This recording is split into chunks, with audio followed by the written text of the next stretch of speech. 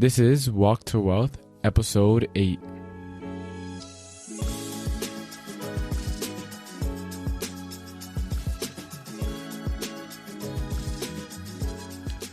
My name is John Mendez, and I am your host. Welcome to Walk to Wealth, where I motivate and inspire people new to the world of personal finance by letting you all in behind the scenes of someone who's still on his way. Thank you for tuning into today's episode. For all my new listeners, welcome. I'm glad that you're here. I'm glad that you can make it. For all the OGs in the building, welcome back home. Thank you for all the loyalty and all the support. In today's episode, I have my very first guest on the podcast. I am interviewing Margaret Kozlark. She's a very good friend of mine. She's also my real estate coach. Margaret has her hands dabbling in a bunch of different things to build her wealth. She has a lot of good experience that we're going to be going over in today's episode. And I'm going to split this interview into 2 episodes. And across the episodes, I'm going to be going over how to grow money passively, how to take advantage of compound interest. We're going to talk about 401ks and checkbook IRAs, the power of investing in multifamilies over single families. We're going to talk about Fundrise, and we're also going to encourage you guys to start taking action. And so without further ado, let's get right into this interview. Hey, everyone. Welcome to the Walk to Wealth podcast. We have a very special guest here. We have Margaret Kozlark here. She's a very good friend of mine. One of the first agents really helped me out as I got into my real estate journey. And so, Margaret, for anyone that may not know you or may not be familiar with you, give us your elevator pitch. Yeah. Hey, John. So first of all, I'm so honored to be your very first podcast guest. Super excited to do this. So my goodness, my elevator pitch. So I am a real estate agent at Keller Williams. I am also on the coaching team. And I also have another business, which is a business called Nobly Vest, which is a business of syndicated real estate investings. So that's where I invest passively in real estate, usually in Sunbelt States to grow my personal wealth. Yeah, 2 quick questions that come up now. What is a syndication? What is that for anyone that may not know? What's like a Sure. 1-sentence explanation for what that is? A syndication is kind of like a group investment. So it's basically if you and me and a bunch of other people pool our money together and we buy a property that would be much larger than any of us could buy individually. So for example, a $10 million or a $12 million apartment complex, usually something like that. It makes perfect sense. And then you said a Sunbelt. What do you mean by Sunbelt? Yeah. So Sunbelt states are states that are like Florida, Texas, the Carolinas. It's states where certainly the weather is, warmer and sunnier, but it tends to be where the population is growing and population is shifting, I should say. And it's moving down from a lot of the Northeast and the Midwest to those Sunbelt states. And so because of that, the jobs are going there, the economy is moving, and people need places to live. So alrighty. Perfect. And so, Margaret, as the podcast says, it's all about our walk to wealth, though. So can you tell us a little bit about your walk? I know you have a background in corporate and stuff like that long before you got into real estate. Tell us a little bit about your walk and how you got to where you are now. Yeah, sure. So I very much took the traditional route that everybody says you should. I went to college, I got a degree in marketing, and I started the corporate world and worked my way up to the corner office and the whole VP status. I worked at Nielsen TV ratings, which some of you may have heard of. Then I also worked at Arbitron, which was a radio ratings company. And then from there, I shifted to a couple of Connecticut companies doing market research. So I worked with some of the biggest brands like Verizon and Pepsi and Wendy's and companies like that on doing their market research. And then I did that probably for about 15 years. And then I always kind of felt the pull of real estate. And so there was a situation where I got laid off from a corporate job because there was a merger and it was a massive layoff. So I thought, you know what, this is a great opportunity for me to get my real estate license, which I did. So I did, and then I did nothing with it for a whole year. And then I landed at Keller Williams and I was working part-time, but I was still dabbling a little bit in real estate. And then I became full-time in real estate as of just January of 2021. And it's been great. And so where along the way did you get into syndications? How do you get about doing that? Oh, so here's the funny thing about syndication, right? There are so many really smart, really high income earners out there and this includes financial planners and CPAs that don't know a lot about syndication because it's not publicly available. So it's not like a stock that anybody can go on like E-Trade and buy, or something like a mutual fund that your financial planner can refer you to. These are all private investments. So oftentimes you have to be an accredited investor, which I'll get to what that is in a minute. Or even if you're not, you have to know somebody who's going to introduce you to the deal. And you have to have some level of experience with real estate so that if you're not an accredited investor, you're at least considered a sophisticated investor. And it has to do with understanding the risk reward ratio involved. Oh, okay. And so you mentioned in your elevator pitch that you were planning on building passive income. Can you talk a little bit more about that? How did you start growing your passive income? What has passive income done for you in your life? Oh, okay. First of all, it is so the way to go. So obviously I'm in real estate full time, but before I was doing that corporate job, I was living in Connecticut, working in New York City, had little kids, making great money, but I was commuting and I was super short on time. I was getting killed in taxes. I wanted to do something with my money, but I had no time I couldn't imagine being a landlord, adding one more thing onto my plate, much less getting some call in the middle of the night that the plumbing's out when I've got little kids. So I heard about this from a former colleague of mine who was doing this. And she said, you've got to get involved with this. This is amazing. It's completely passive. And we pool our money. We buy these apartment complexes. We have project managers running, and you just literally collect your mailbox money. That's all. You don't have to do a darn thing. And it's called being an LP, which stands for a limited partner. So you're essentially a partner in the deal, but you're not involved in the active management of the asset, but you're benefiting from your investment. You're getting monthly or quarterly distributions, and then you get an upside once the property sells. Yeah, and really quick, you threw in a little buzzword there. What is Sorry. what is mailbox money for anyone that may not know what that is? Well, the funny thing is now it's probably not really mailbox money because it's all like direct deposit.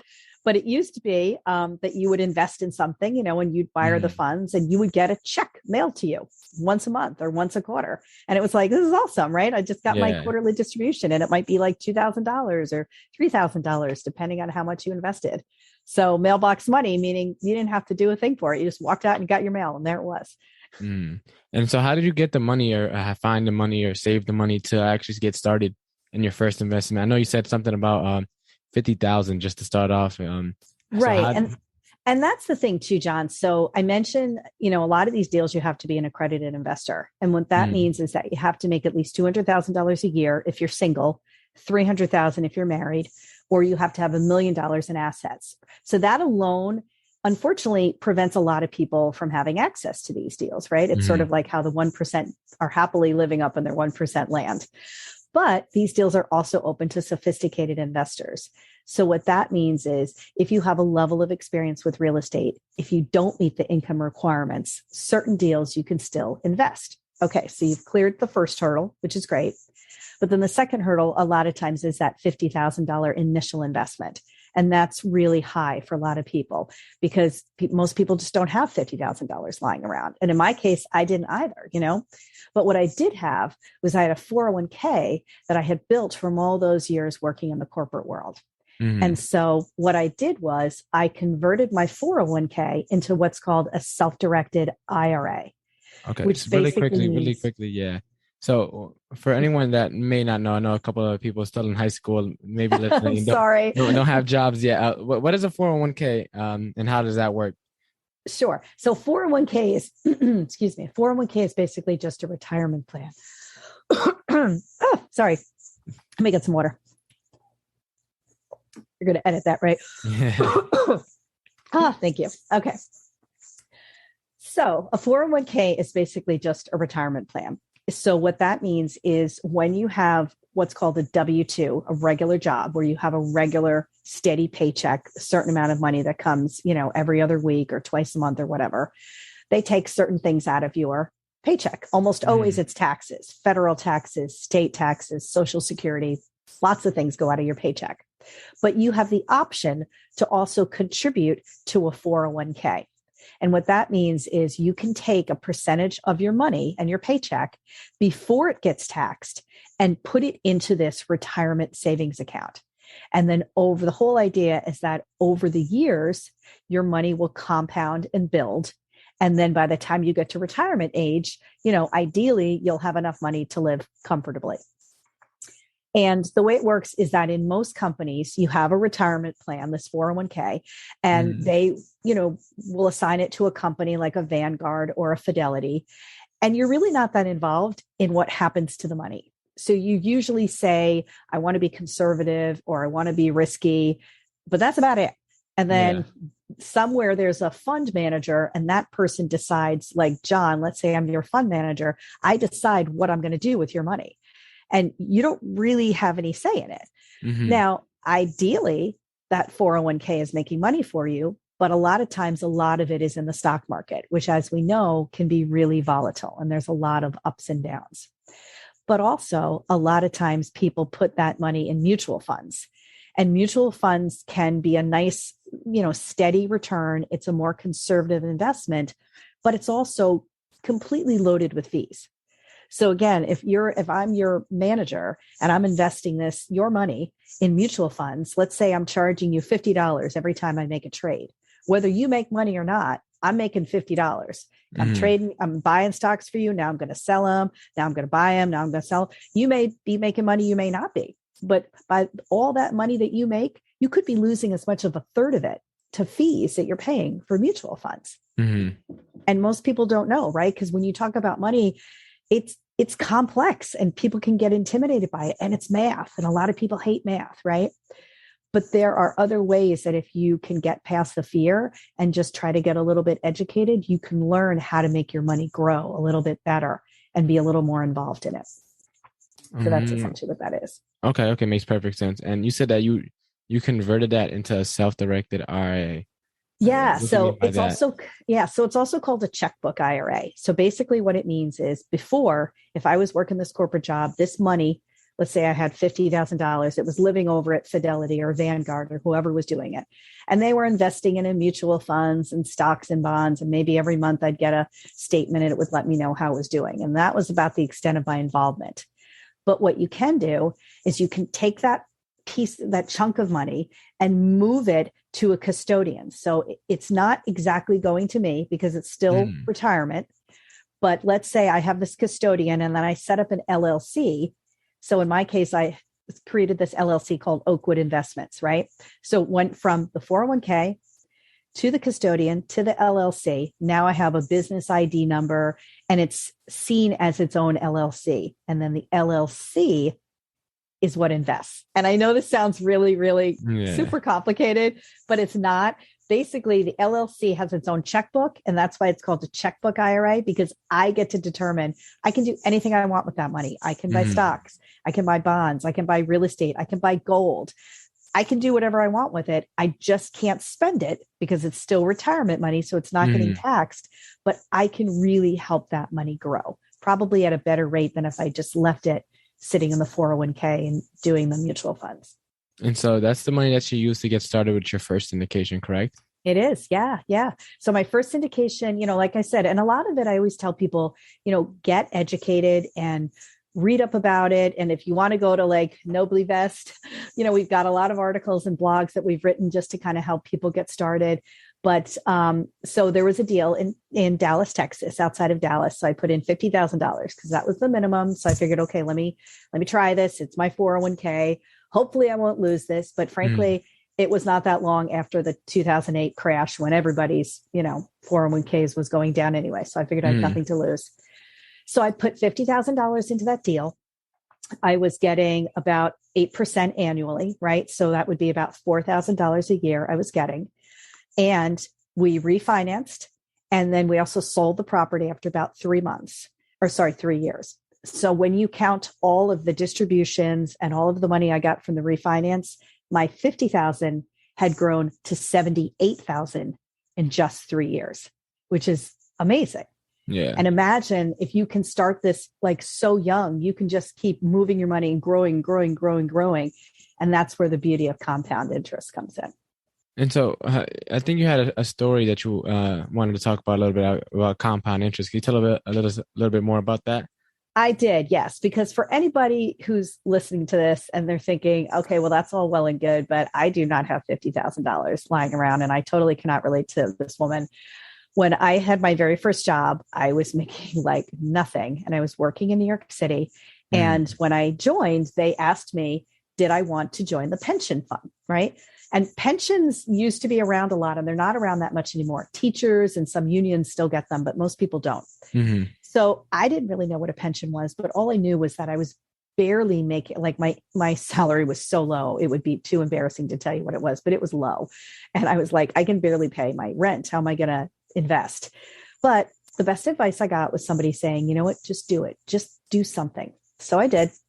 So I put $2 a paycheck out of every paycheck into this pension. $2, right? $2, like $2, like $2 bills. $2 bills. Right. That's it. Right. Like less than a latte, like a Happy Meal or something, right? $2 a paycheck for, twice a month for 10 years. Cause I ended up working at this company for 10 years. Okay. And back then you had to have worked at a certain time to be what's called fully vested. Right. So I was fully vested. So, but now 10 years later, I'm ready to leave the company and go on to another company. And I Mm-hmm. have this pension. So that $2 a month, all compounded over all those years, had grown to $70,000, right? Which is amazing. Like $70,000, that's like some people's annual salaries. That's great. Mm-hmm. But it's not like now, where now if you leave a corporate job and you have a 401k, you have to roll it over. Back then, they're like, do you want to roll it over or do you want to leave it here? And I was like, I don't know what I'm doing. So fine, just leave it there. But I Yeah. always kind of thought about it. And I was like, I can't believe I left that $70,000. I should have done something with it. Then I started investing in syndication and I did that deal in Dallas. And then I thought about that, money again. And so like a couple of years ago, finally, I'm like, I need to just reach out, right? Because shame on me for not having it grow. But $70,000, that's more than 50. I can get another property in syndication. So I reached out to my old company and I don't know why. I guess I just thought it wasn't going to keep growing, but it was growing all these years. And now it's been like, 10, 12 years or whatever since I left that job. And that $70,000, if I leave it alone and do nothing until I get to 62, will be $700,000 just from compound interest. So like, if you think about that snowball rolling down the hill and getting bigger Mm. and bigger and bigger, that's compound interest. So Yeah, I only say that because if you've got people listening to this that are young and are just feeling like I have no money, I'm never going to get ahead, pay yourself first. Take a small portion of whatever you make, even if it's $2, put it aside and just keep growing it and growing it and growing it. And then maybe you get Mm. to $100 or 500, do something in like a Fundrise. Like there's a lot of What's that? crowdsourcing What, things. what's Fundrise for anyone that may So not know? Fundrise is kind of like a smaller syndication. So like Okay. the syndications I do, you have to have like a large amount. You have to have like $50,000 if you want to invest in something. A Fundrise, you can invest in like $500 or like $1,000. And it's not going to be like a 200 unit apartment complex like I do, but it might be a single family house that's renting in, LA or something. And you're still, somebody's managing it and you're still getting returns. And it's just a way to Mm. keep your money growing. So you're never too small to start. Just start somewhere, I guess is the moral of the story. Yeah, definitely. That's so it's funny that I had you as my very first guest because like a lot of people were like, "Oh, walk to wealth," and I'm nowhere near getting to I'm syndications still part walking yet. there myself. Yeah, but it's like for me, everyone, at least not everyone, but a lot of people my age, they get too caught up in social media, and like everyone wants to like look at the accounts that are verified, and for me, like in the investor world, syndications, being an accredited investor is the equivalent of having that blue check mark on Instagram. And that Yeah. for me is like that's one of the checkpoints on my goals that I want to hit. So it's like once I become an accredited investor, I know that I've reached a certain point where I'm doing things at a much larger scale than most people are doing. And so Yes. that to me, that accredited investor title means a lot more than a little check mark on social media. So 100%. And I will tell you, John, if I knew like 20 years ago what I knew now, like, mm, oh my gosh, like my self-directed IRA could be so much bigger, but that's okay. You just Yeah. start when you find out. But for anybody who's listening, who's like young and in their 20s, you have such an advantage because you have all this time to get that snowball really rolling and moving. So jump in. No amount is too small. Definitely. And I liked what you said about pay yourself first, because one of the books that I read that really made an impact on my life is Richest Man in Babylon. And that book, it has very sound fundamentals. It's nothing too fancy. The wording is a little weird just because it's older English. So reading it was a pain. But if you can actually have a chance to read that book, one of the things that it talks about there is paying yourself first. And that, to me, it's like you would assume that you might not have enough money, but paying yourself first is like at the end of the month, if you can't pay your bills, it forces your brain to think of other ways to make it happen, to make ends meet. 100%. So most people get a paycheck and they think, okay, let's say I've got $500. I'm going to pay my rent and my utilities and, my cell phone bill, and maybe I'll have a little extra. Maybe I'll go out to dinner or I'll buy something, and at the end of the month, it's all gone. Right. But if you pay yourself first, and that's where it could be that $2 or maybe 10% or whatever it is, whatever amount you decide, at the end of the month, if you're short, your brain's got to figure out some way to make up that money. So that's where maybe you come up with a gig on the side or some kind of consulting thing, or you invent some kind of product or something, like social media. Maybe you teach a class about how to do videos, right? Yeah. Like there's all kinds of ways you can do it, but you're working to pay your creditors because you already paid yourself first. Because otherwise, if you do it the other way around and you pay all your debt first, there's going to be nothing left for you. Yeah. So you always have to pay yourself first. Definitely. And it's about thinking large as well too, paying yourself first, because it's like when you have that mindset of abundance, it's like, that there's more out there. And if you always put yourself last, it's kind of like, just like you never be able to start growing something, because all that, you're kind of working from scarcity at that point. Whereas when you're paying yourself first, you kind of have that abundance, and you start making things, the things you focus on expands, which is kind of why I wanted to have you on, because syndications, it seems like so far out of reach for most people, especially most people my age. But with syndications, like you start focusing on that a little bit, and that's a lot more mass scale investing that's going on there. But as you start focusing on that, your brain will start finding ways to get you closer and closer to that end goal of investing. And for me personally, like after I get into syndications, I want to get into angel investing. Which I still don't know too much of myself. I just know it's a cool term. I know it's like it's a lot more passive. You're investing in startup businesses, but that's where I want to get to a point where I could just start investing in and like doing angel investing, which is I think a little more passive than syndications, if I'm not mistaken. Well, and here's the thing: a lot of people, I guess the point, like you said, is don't have that scarcity mindset. Right? Start somewhere. Whether it's, taking that $2 a paycheck, just to kind of pile up and start investing, or some people rent single family houses.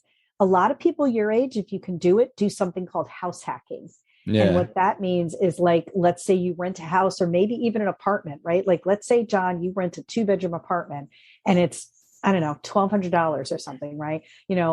But you get, or maybe 3-bedroom, let's say, you get 2 roommates. And if they're paying you, $600 a month for their room, well, they're paying, you're essentially living there for free.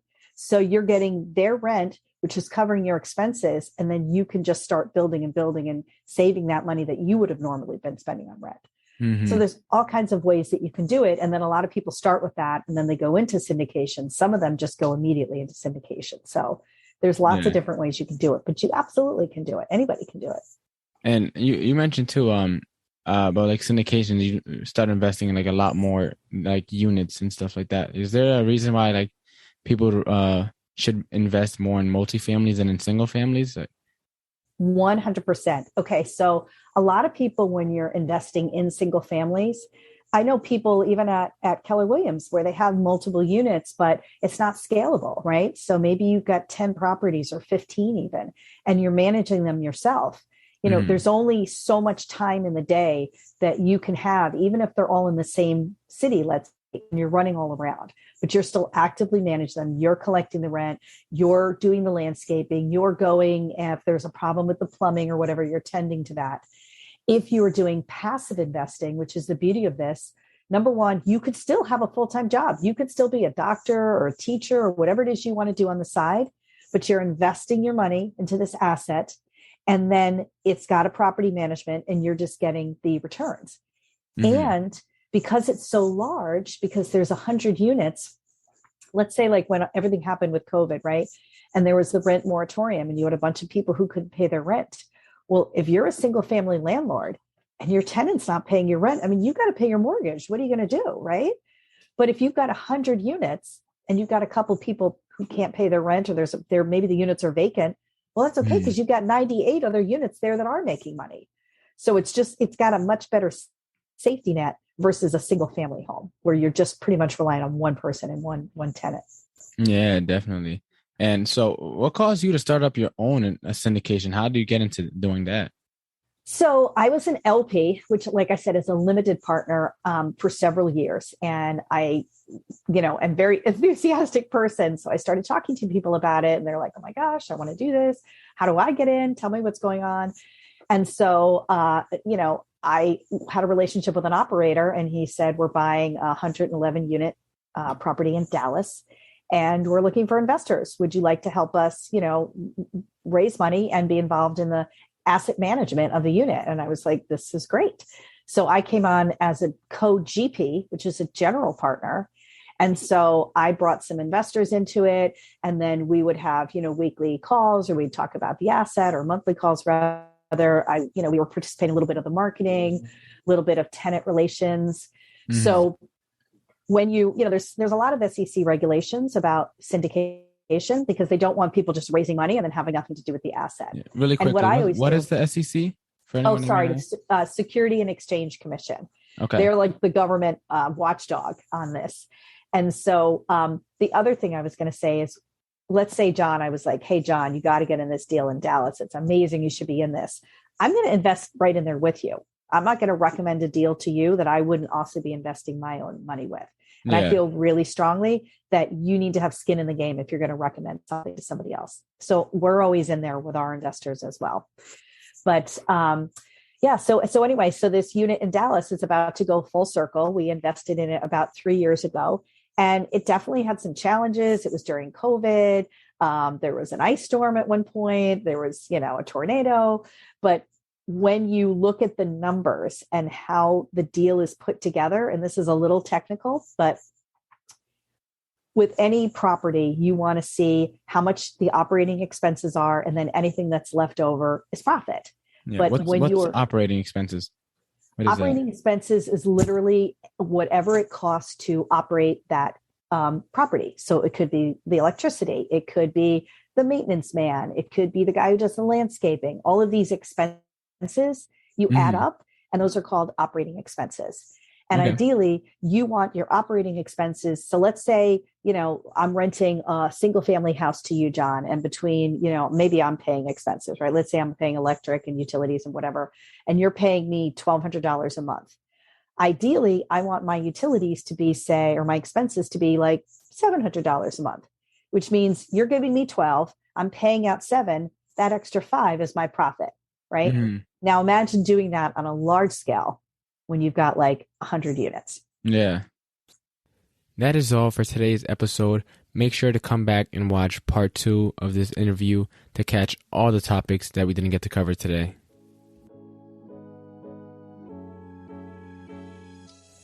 Thank you guys for tuning in to today's episode. Again, I am your host, John Mendez. You can find me at JohnMendez_Realtor and at Walk to Wealth on Instagram. Please make sure to subscribe and leave a review if you're loving the podcast so far. New episodes are released every Sunday. Look forward to seeing you guys in the next episode. Take care.